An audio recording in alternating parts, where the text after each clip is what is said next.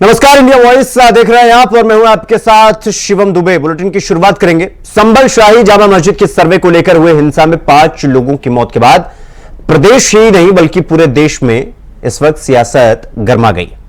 विपक्ष के सभी नेता सरकार पर इस पर हिंसा कराने का आरोप लगा रहे हैं।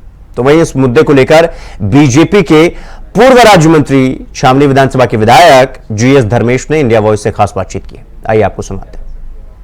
संभल में हुई हिंसा मस्जिद के सर्वे को लेकर पूरे देश में सियासत गरमाई हुई है।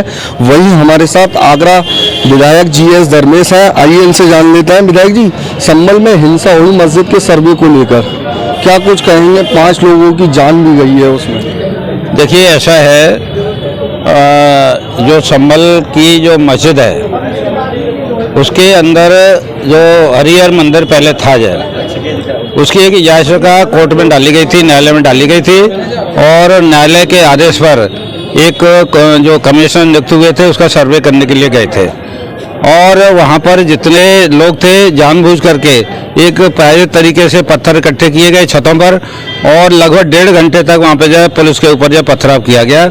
मजबूरन में पुलिस ने उनके ऊपर ये आंसू गैस के गोले और ये गोली चलाना पड़ा है। उसमें 3 लोगों की मृत्यु हुई।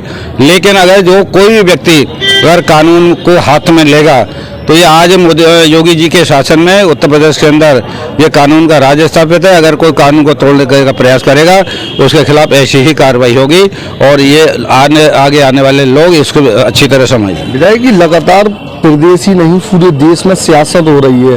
वहीं विपक्ष के नेताओं का आरोप है कि ये सरकार ने ये पूरा प्लान से दंगा कराया है क्योंकि उपचुनाव में जो गड़बड़ियां हुई उनको छिपाने के लिए दंगा कराया गया। उपचुनाव के अंदर कोई गड़बड़ी नहीं हुई, एक भी फर्जी वोट नहीं डाला गया। ये अपनी कैसे मुंह छिपाने के लिए इस तरह के अनर्गल आरोप ये लगा रहे हैं चुनाव आयोग पर। ये बिल्कुल निष्पक्ष और शांतिपूर्ण तरीके से ये चुनाव हुआ था वो अपनी हार को स्वीकार नहीं पा रहे हैं और इस वजह से योगी जी ने ये कहा था कि हम 9 की 9 सीट जीतेंगे, लेकिन 2 सीटें जो करहल जो इनकी परंपरागत जो सीट थी जो इन्होंने अखिलेश जी ने विधानसभा के चुनाव में ये लगभग 57,000 वोटों के अंतर से जीती थी, वो जीत का अंतर मात्र 14,000 रह गया। ये हमारी वहाँ पर भारतीय जनता पार्टी की ये वहाँ पर भी विजय है। इस वजह से ये हार को पचा नहीं पा रहे हैं। इनका कोई संविधान नहीं है, इनका घर परिवार की जो पार्टी है। और मैं तो उसमें करहल विधानसभा के अंदर चुनाव में गया था, वहीं यादव समाज के ही लोग ये टिप्पणी कर रहे थे कि इन्हें अपने घर परिवार के अलावा कोई दिखाई नहीं देता जो पीडी है वो इन्हीं घर का है, चाहे उसको टिकट दे दे परिवार में अन्य कोई यादव इनको जो दिखाई नहीं देता। वही संभल के जो सांसद हैं शफीकुर रहमान, उनके बेटे के ऊपर भी मुकदमा दर्ज हुआ है, FIR हुई है। कानून को तोड़ेंगे, वो बेंगलुरु में थे, कानून को तोड़ेंगे, सबके खिलाफ कार्रवाई होगी। हमारे उसमें पुलिसकर्मी घायल हुए हैं, CO घायल हुए हैं, ASP घायल हुए हैं, ACP घायल हुए हैं और अगर पथराव से करेंगे छतों में प्रायोजित तरीके से उनको अच्छी तरह तोड़ दिया जाएगा। उनको सबक सिखाने का काम ये अपने उत्तर प्रदेश के मुख्यमंत्री माननीय योगी आदित्यनाथ करेंगे। अखिलेश यादव का एक जनप्रतिनिधि मंडल इस लोकसभा स्पीकर से मिला है इस FIR को लेकर, क्या कहेंगे? ये चाहे स्पीकर साहब से मिल रहे हैं और चाहे किसी अन्य से मिल रहे हैं, जो चुनाव हुआ बिल्कुल निष्पक्ष तरीके से हुआ है और इनका तो काम है। FIR को लेकर FIR क्यों नहीं होगी? जब पुलिस के लोग घायल हो रहे हैं, उन पर गोलियां चली हैं, छर्रे लगे हैं पुलिस के अधिकारियों के ऊपर तो क्यों FIR नहीं होगी? गिरफ्तार भी तोड़े जाएंगे, उनको सबक। आम लोग भी मारे गए हैं, तकरीबन 5 लोग। कोई नहीं था, जो छत पे खड़े हैं पत्थर फेंक रहे हैं सिर्फ वही मारे गए। विपक्ष का आरोप है कि पुलिस ने गोलियां। आरोप बिल्कुल झूठा है, बिल्कुल सरासर झूठा है और जो कानून को तोड़ेगा चाहे कोई भी हो उसके ऊपर कड़ी कानूनी कार्रवाई होगी। देखिए, ये हमारे साथ विधायक जीएस धर्मेश हैं जो पूर्व राज्य मंत्री भी हैं। इनका साफ तौर से कहना है कि जो कानून को तोड़ेगा उसके खिलाफ सख्त कार्रवाई की जाएगी। अपने सहयोगी उमर के साथ जीशान अहमद, इंडिया वॉइस, आगरा। तो जयपुर से बड़ी खबर आपको बता दें कि राजस्थान रॉयल ने 14 खिलाड़ियों को लगभग 41 करोड़ रुपए में खरीदा है। 13 साल के वैभव को 1 करोड़ 10 लाख में टीम में शामिल किया गया है। तेज गेंदबाज जोफ्रा आर्चर को 12.5 करोड़ रुपए में खरीदा गया है। राजस्थान रॉयल टीम मैनेजमेंट ने 6 प्लेयर्स को रिटेन किया है। RCA विवाद के बाद भी जयपुर में IPL मैच होंगे और बीसीसीआई ने खेल परिषद को जिम्मेदारी दी थी।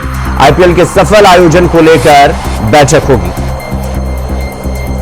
तो इंडियन प्रीमियर लीग यानी आईपीएल 2025 से पहले सऊदी अरब के जेद्दा में खिलाड़ियों का मेगा ऑक्शन पूरा हो चुका है।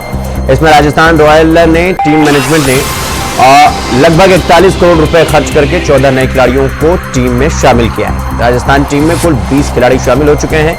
इनमें 13 साल के वैभव सूर्यवंशी को राजस्थान ने लगभग 1.25 करोड़ में खरीदा है।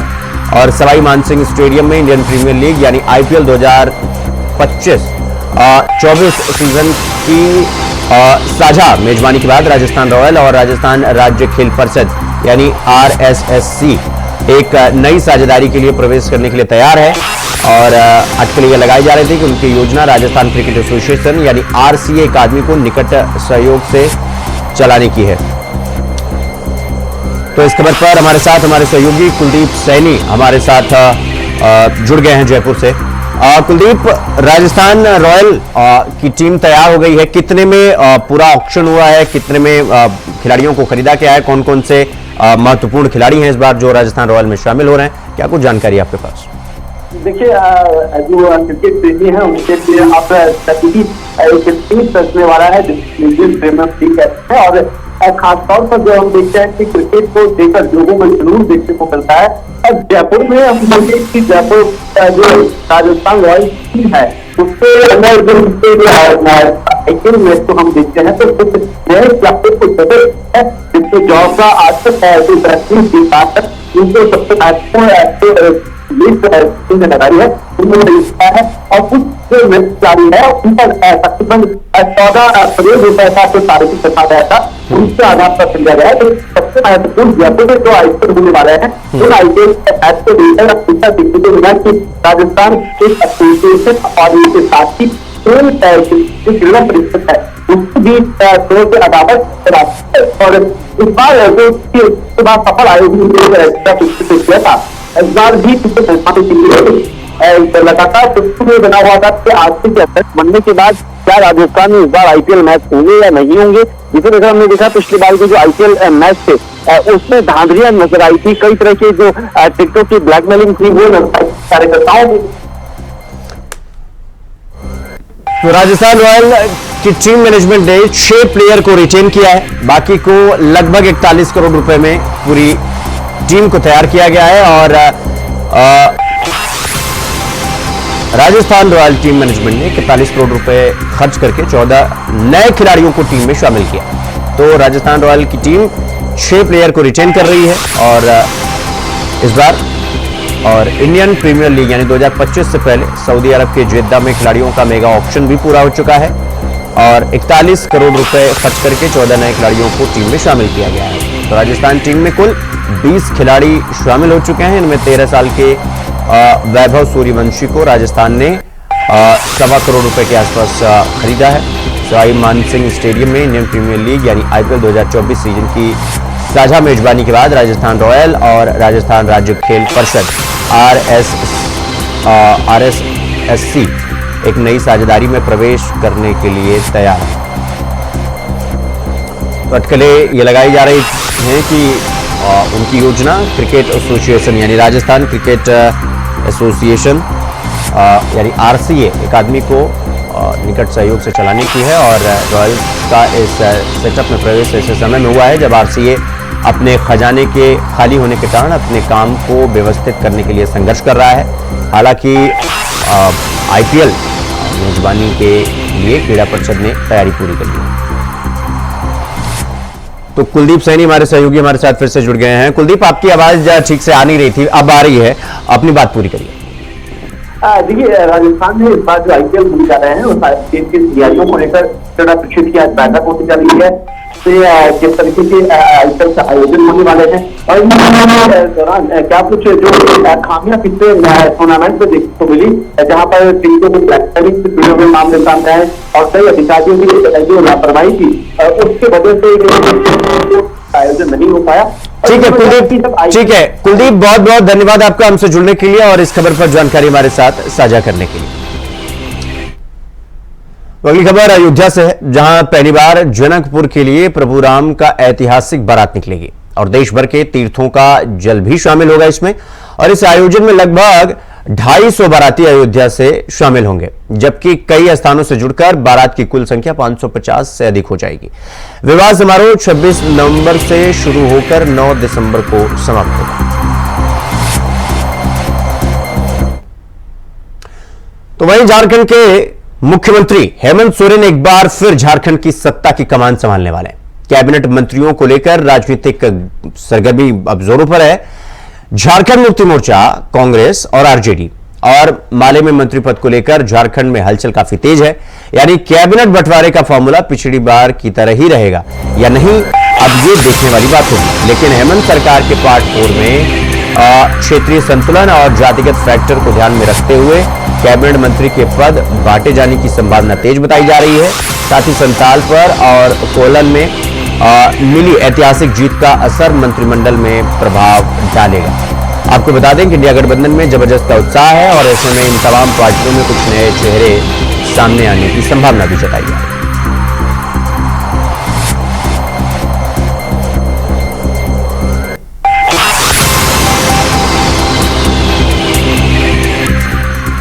तो नए चेहरों के साथ नए कैबिनेट का विस्तार होगा या कुछ पुराने चेहरे देखने को मिलेंगे, इसको लेकर अभी फिलहाल जद्दोजहद और सस्पेंस वो चल रहा है। तो अब हेमंत सोरेन तो मुख्यमंत्री हो जाएंगे, लेकिन उसके अलावा जो कैबिनेट है पूरी की पूरी, उसमें जो पिछली सरकार में कैबिनेट मंत्री थे, क्या वही रहेंगे या कुछ नए चेहरे देखने को मिलेंगे, इस बात को लेकर फिलहाल जद्दोजहद चल रही है। और अब ये कहा जा रहा है कि जातिगत फैक्टर को ध्यान में रखते हुए कैबिनेट मंत्री के पद का बंटवारा हो सकता है या ऐसी संभावना जताई जा रही है। तो झारखंड में मंत्रिमंडल की तैयारी तेज कर दी गई है और एक बार फिर हेमंत सोरेन राज्य की सत्ता की कमान संभालने जाएंगे। मंत्रिमंडल में जगह किसे मिलेगी, ये इस वक्त सामने क्वेश्चन मार्क लग गया है, यानी प्रश्नवाचक चिन्ह लग गया है कि कौन कौन इस नए मंत्रिमंडल में शामिल होगा, कौन नया होगा, कौन पुराना होगा। जो पुराने हैं वही रिपीट किए जाएंगे या कुछ नए चेहरे भी आएंगे, लेकिन अब अलग अलग फैक्टर को ध्यान में रखते हुए इस कैबिनेट जो ये पूरी मंत्रिमंडल है वो विस्तार हो सकता है। तो इस खबर पर हमारे साथ हमारे सहयोगी अजय पांडे हमारे साथ रांची से जुड़ गए हैं। अजय, अब चूंकि नई सरकार बनने जा रही है हेमंत सोरेन की अगुवाई में, जो कैबिनेट बैठक को लेकर या एक तरीके से कैबिनेट विस्तार को लेकर चर्चा की जा रही है, कुछ नए चेहरे भी देखने को मिल सकते हैं या वही पुराने वाले रिपीट किए जाएंगे, क्या फैक्टर है, किन फैक्टर के आधार पर कैबिनेट का विस्तार होता हुआ दिखाई दे सकता है? जी, सबसे पहले ये मैं बता देना चाहता हूँ कि देखिए, जिस प्रकार से शपथ ग्रहण है ये निश्चित रूप से झारखंड के लिए ऐतिहासिक के रूप में देखा जा सकता है और कह सकते हैं कि आज कोशिश की अगर हम बात करें, मंत्रिमंडल की बात करें, लेकिन 2024 फरवरी में सरकार से इंडिया गठबंधन को जो जनादेश मिला है और झारखंड आप कह सकते हैं जो पर आधारित बड़ी बहुमत बड़ी पार्टी के रूप में चल रही है, तो निश्चित रूप से वो समीकरणों पर ही उनकी आज दोषी होगी। और कह सकते कांग्रेस के अभूतपूर्व सफलता के रूप में जन द्वारा वो को कायम बचाने में सफल रहे हैं और ऐसे में मजबूत सरकार झारखंड में मिलेगी। तो निश्चित रूप से तमाम चीजों को भी ध्यान रखा जाएगा। देखिए, 2024 चुनाव में जिस प्रकार से इंडिया गठबंधन को जिस प्रकार से बहुमत मिला है, यानी दलित क्षेत्र को पूरे वोटों का मिला, उन क्षेत्रों को वोटों का मिला, उन आदिवासियों की बड़ी बहुमत मिली है और ऐसे में तमाम समझ सकते हैं कि उन मंत्रियों को भी शामिल की जा सकती जो उन क्षेत्रों की सबसे बड़े चेहरे हो सकते हैं। आप कह सकते हैं कि कोहलान के तो बिरुवा जैसे जो नेता है वो फिर हो सकते हैं मंत्रिमंडल में शामिल हो सकते हैं। रामदास सारू जो कोहलान के बड़े नेता के रूप में माने जाते हैं और वो सीट को बरकरार रखा है और जिसमें कह सकते हैं कि वो सीट पर उन्होंने बरकरार रखा है, जिसमें चंपई सोरेन के बेटा बाबूलाल चुनाव लड़ रहे थे और उनको बराबर हार का सामना करना पड़ा। तो इन तमाम ऐसे बड़े दिग्गज चेहरे को भी आप सब मंत्रिमंडल में शामिल हो सकते हैं। तो दूसरी तरफ आप ये कह सकते हैं कि संथाल जो है, जिस प्रकार से संथाल में जिस प्रकार आज झारखंड के बीजेपी को करारी हार जो हुई है और वैसे भी एक सीटों पर स्थिति हुई है, तो वैसे में भी आप सकते थे कि उनकी मजबूत हार को बरकरार रखने के लिए संथाल के एक बड़े नेता को भी शामिल किया जा सकता है। उसमें कह सकते हैं कि हेमलाल मुर्मू जो संथाल परगना की सबसे बड़ी नेता के रूप में अभी माने जाते हैं। और इसके अलावा आप कह सकते हैं कि बीजेपी सरकार में मंत्री लुईस मरांडी भी वहाँ के मंत्रिमंडल में शामिल होने की चर्चा भी जोरों पर है। और कह सकते हैं कि कोहिलान की अगर मैं बात करूँ कि कांग्रेस के कोटे से अनूप सिंह जो है वो मंत्रिमंडल में शामिल होने की संभावना है। और इसके अलावा कह सकते हैं अगर वो हम पलामू प्रमंडल की बात करें तो पलामू प्रमंडल से आरजेडी के बड़े नेता में हो सकते हैं, जिसमें आरजेडी की जो प्रदेश अध्यक्ष हैं संजय सिंह यादव वो हो सकते हैं। इन तमाम अभी कचकनी जारी है, लेकिन तस्वीरें साफ साफ देखिए क्या है। तो अभी कांग्रेस की तमाम जो मंत्रिमंडल के तमाम जो नेता हैं वो दिल्ली की दौड़ लगा रहे हैं और दिल्ली दरबार की अपनी लॉबिंग तैयार कर रहे हैं। तो आपका दूसरी तरफ आप कह सकते हैं कि संथाल झारखंड मुक्ति मोर्चे के जो कोटे से जो निर्णय होना है वो मुख्यमंत्री हेमंत सोरेन ही करेंगे। और ये इनकी पिक्चर लगभग तय है, जैसे आने तस्वीरें नहीं आई है लेकिन वो तय है।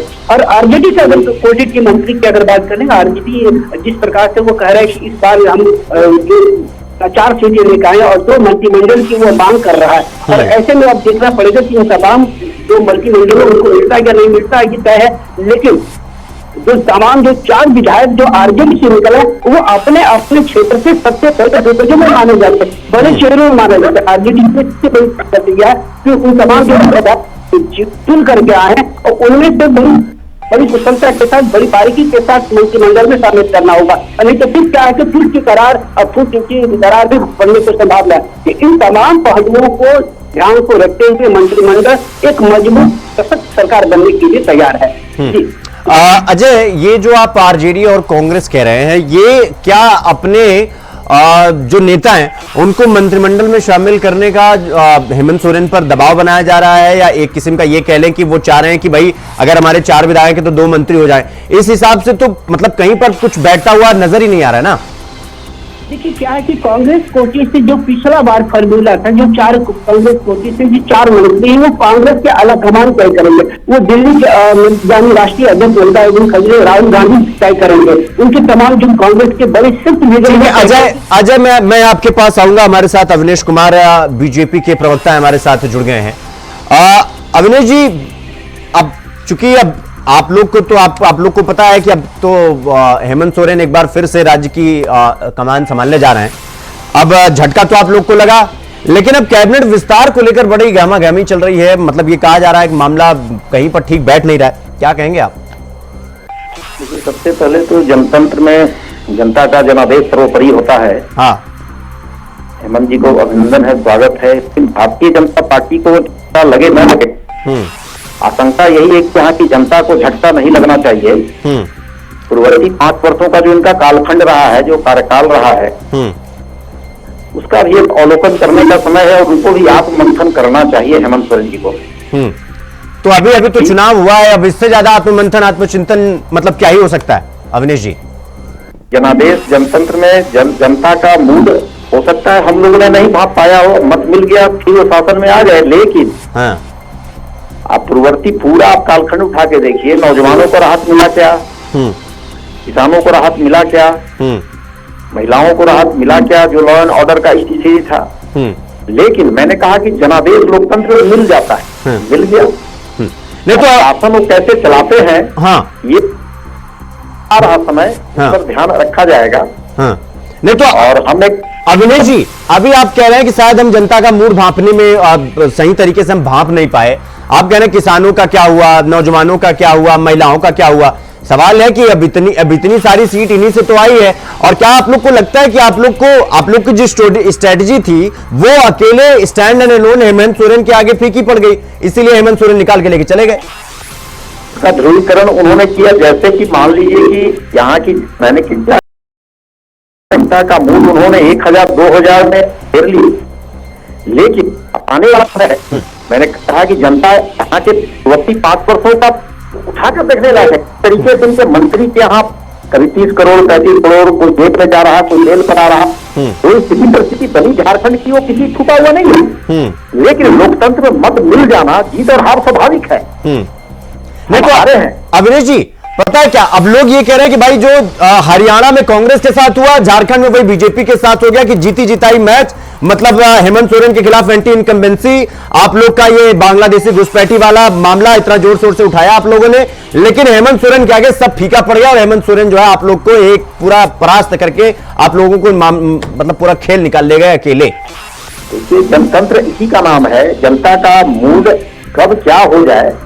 और उसमें ये जो वोटिंग का भारत में जो मजबूत लोकतंत्र बोला जाता है, इसीलिए बोला जाता है कि जनता की इच्छा सर्वोपरि है। ठीक है अविनेश जी, मैं आपके पास आ रहा हूं। हमारे साथ मुश्ताक आलम, झारखंड मुक्ति मोर्चा के नेता हमारे साथ जुड़ गए हैं। मुश्ताक जी, एक तो आपको बंपर जीत की बहुत बहुत बधाई, और दूसरा ये कि ये जो कैबिनेट को लेकर सस्पेंस चल रहा है, इसमें सब ये कह रहे हैं कि कहीं पर किसी की 4 सीटें आई हैं तो 2 मंत्रिमंडल मांग रहा है।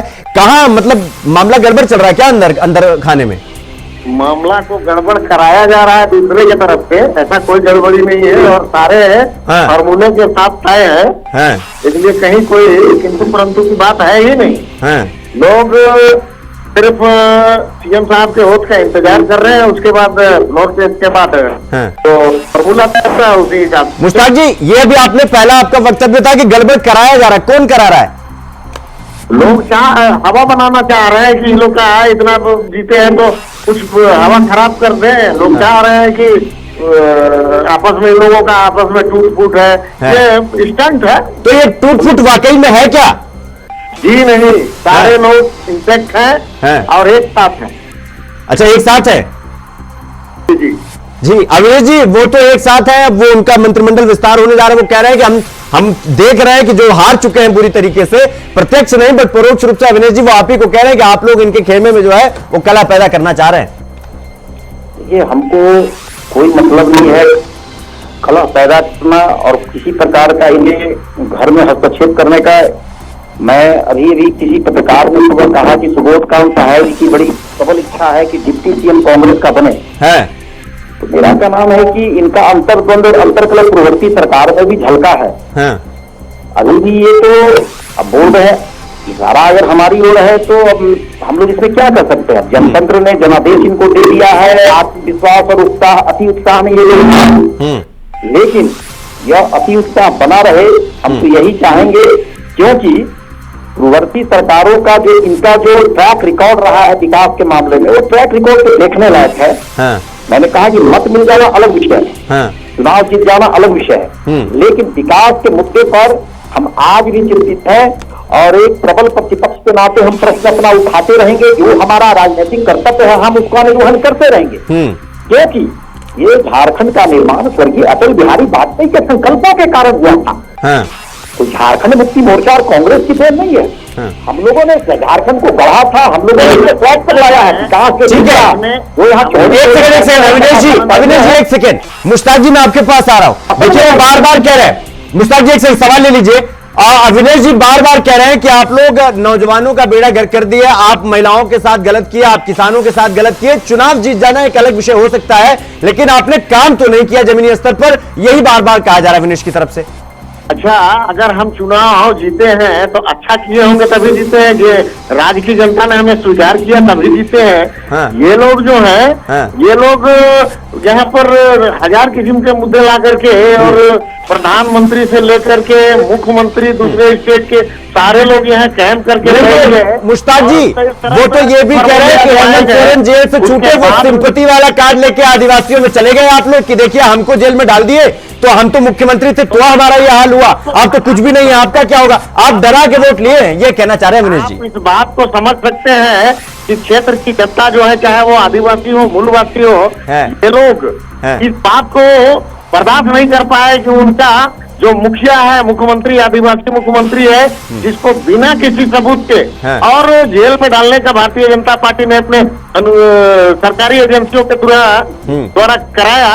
ये लोगों के बीच में एक बड़ा मैसेज दे करके गया कि शरीफ आदमी को जो अच्छा से चला रहा था, हमने क्या नहीं दिया, महिलाओं का सम्मान दिया, यहाँ पर कई तरह की योजनाएं झारखंड में चली जिसको लोगों ने इसे माना और उसका बदला आज वोट के रूप में 56 इंची का तो अवरेज जी 10 सेकंड है आपके पास, जल्दी से कर दीजिए, थोड़ा समय का अभाव हमारे पास, जवाब दीजिए। देखिए बिलाई के भाग से छीका फूट गया है, सत्ता इनके हाथ में आ गई है। अब इनसे यही आग्रह है, हम एक प्रतिपक्ष में है, प्रतिपक्ष के नाते अनुरोध होगा कि जिस झारखंड का निर्माण भारतीय जनता पार्टी ने यहाँ के गरीब गुरुआ और खासकर आदिवासियों के जीवन स्तर को ऊंचा उठाने के लिए किया था, कृपया करके उनका जीवन स्तर ऊंचा उठे। आलमगीर आलम और हेमंत सोरेन जी का जीवन स्तर ऊंचा उठने से नहीं होगा। किसी के यहाँ 35 करोड़ पकड़ा जा रहा है, तो कई नौकरशाह जो इनकी छत्र छाया पल पोस रहे जेल के अंदर है, अकूत संपत्ति के स्वामी कई नौकरशाह बन गए हैं। अभी देखिए धीरे धीरे आगे क्या होता है। अविनेश जी, ये अंगूर खट्टे हैं क्या?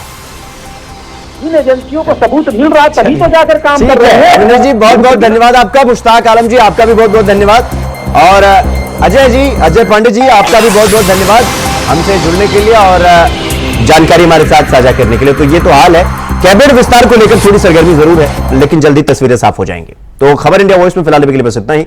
देश और दुनिया की तमाम खबरों को देखने के लिए देखते रहिए इंडिया वॉइस। नमस्कार।